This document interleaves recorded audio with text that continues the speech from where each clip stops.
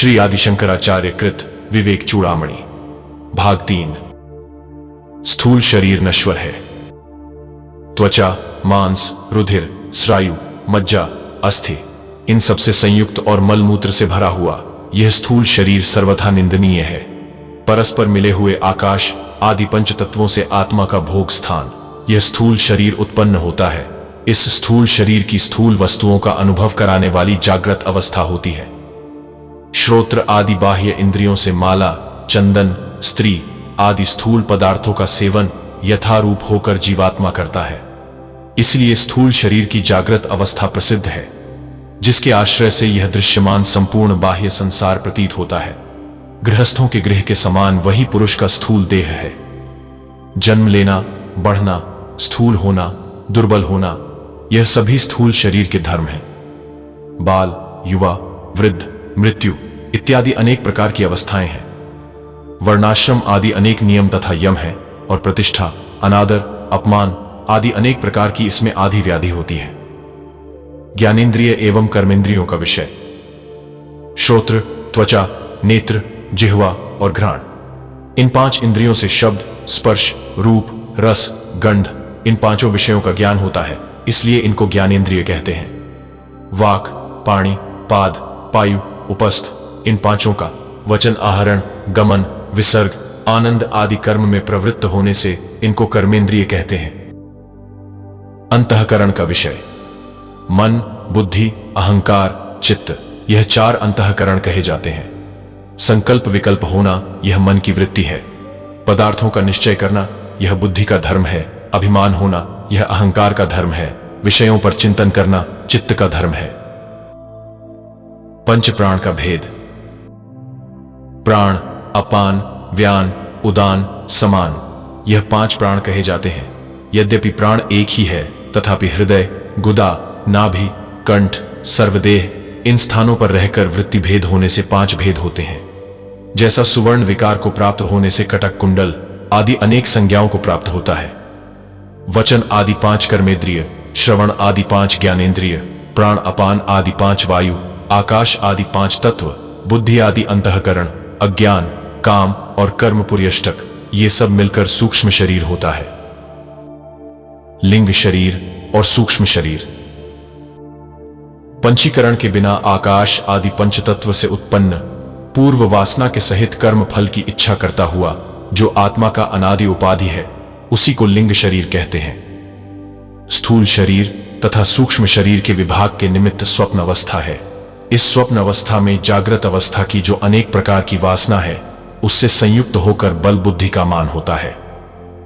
सर्वसाक्षी परमात्मा कर्तृत्व भोक्तृत्व भाव को प्राप्त होकर बुद्धि मात्र उपाधि संयुक्त होने पर भी बुद्धि आदि द्वारा किए गए कर्म लेश से लिप्त नहीं होते। इस कारण असंग तथा निर्लेप कहे जाते हैं।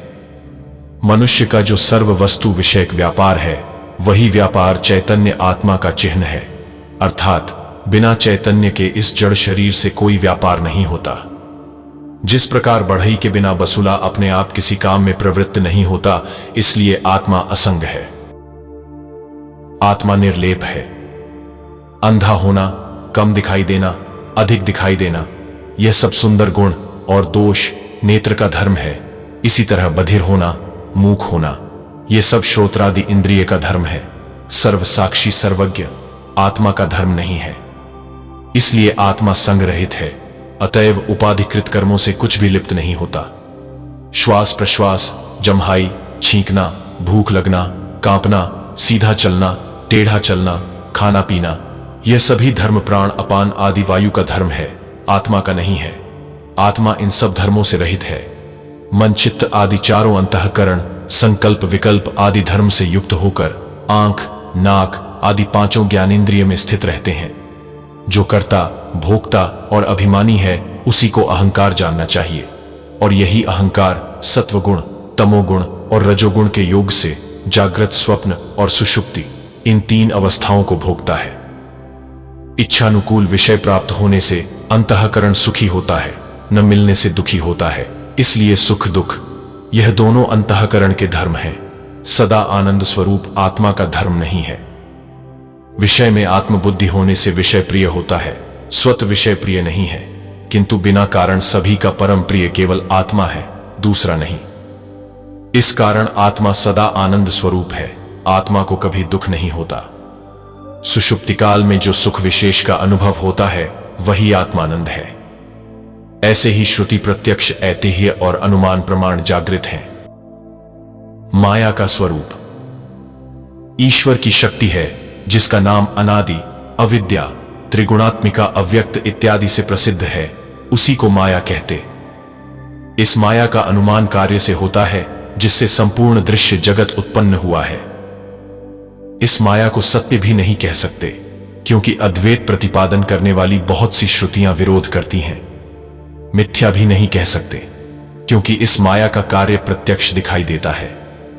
अंग सहित अथवा अंग से रहित भी नहीं कह सकते, क्योंकि यह अद्भुत, अनिर्वचनीय, अर्थात वर्णन न किए जाने योग्य रूप माया है।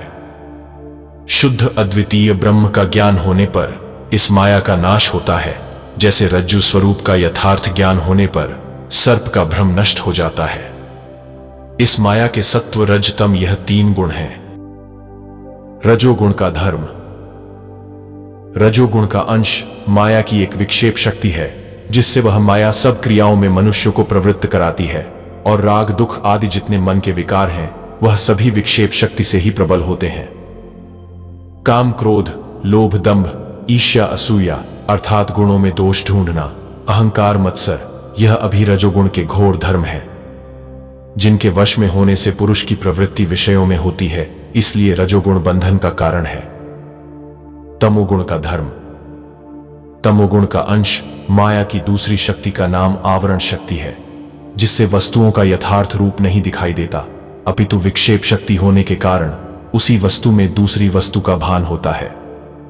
इसीलिए पुरुष का संसार संभावना होने में माया की जो विक्षेप शक्ति है वही पुरुष के जन्म मरण रूप संसार का आदि कारण है।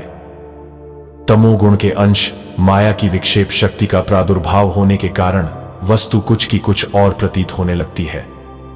यदि किसी पढ़े लिखे बुद्धिमान पंडित, अत्यंत चतुर, सूक्ष्म दृष्टि संयुक्त पुरुष को भी भली भांति कोई वस्तु समझाई जाए, तो भी वह वस्तु को न समझकर भ्रांति से उसी वस्तु में दूसरे वस्तु का आरोप करता है और उसी दूसरी वस्तु का दृढ़ अवलंबन करता है। यही तमोगुण की आवरण शक्ति की महिमा है।